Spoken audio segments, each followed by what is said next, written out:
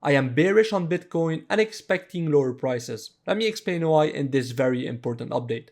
So as most of you know, I've been pretty bullish during this entire uptrend, and in last week's update, I was only interested in long positions, but I wanted to see price revisit my support level at $62,100 to see a bounce to the upside and a move towards our major target at $68,100. However, as you can see, unfortunately, price never made it to my support level, and that's why I haven't really opened any trades since our last update. So honestly, I've had a pretty boring week. But with that said, with an aggressive drop to the downside to start the week, do I still expect higher prices on Bitcoin, or should you now expect lower prices to come? And that's what I want to talk about in this update. So if you focus on this part of price action on Bitcoin, what's happening is very simple in my opinion. Bitcoin is simply putting in higher lows. So if I help you see, we have a first low, a higher low, another higher low, higher low, higher low, higher low, and yesterday night we put in yet another higher low. So in my opinion, if Bitcoin wants to move higher, this has to be the low of the week. Because if we move lower and break this trend of higher lows, in my view, this would be a big sign of weakness on Bitcoin. And that's why at this point, this support level just above $62,000 is not very strong anymore. And the only support level that I'm focused on to the downside would be if I go on the daily chart, the low of this daily imbalance at $61,700.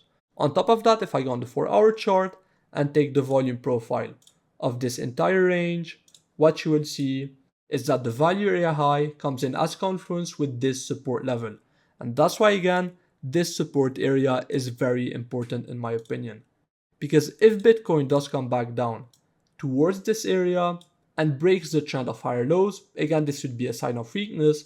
And on top of that, if you lose this level, I would expect to move much lower towards this imbalance at $54,500. So this untested imbalance that I've been talking about for a while.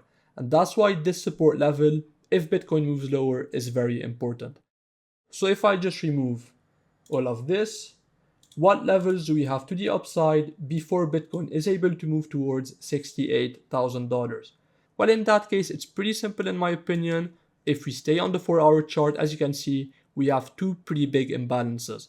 And the second one is the most important one in my opinion. So if you take the high of this candle, it comes in at $64,500. And if Bitcoin is able to move up towards this level, if we see a reaction, personally I will be interested in short positions. However, if Bitcoin moves higher and breaks this level, I would expect to move towards, as I said multiple times, $68,000. Now of course, you can also take the midpoint of the second imbalance, which would come in at $65,000.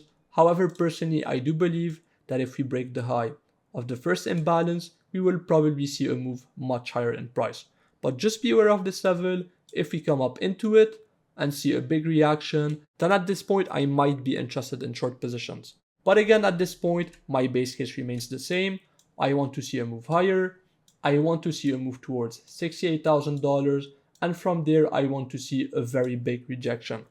We have a lot of reasons to be very bearish on Bitcoin on the higher time frames, and I've talked about them in previous updates. And today actually, we have yet another confluence to expect lower prices.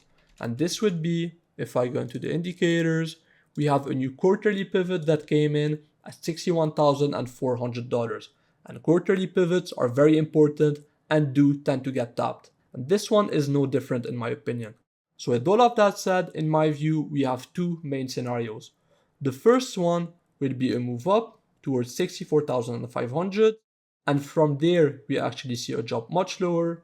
Or the second scenario would be a move towards $68,000, and from there we actually see a move much lower and a test of the quarterly pivot at $61,400. So that was mainly it for this update. As usual, I keep it very simple, and as always, if you have any questions, I'm available inside the Discord. So see you soon everyone, and good luck.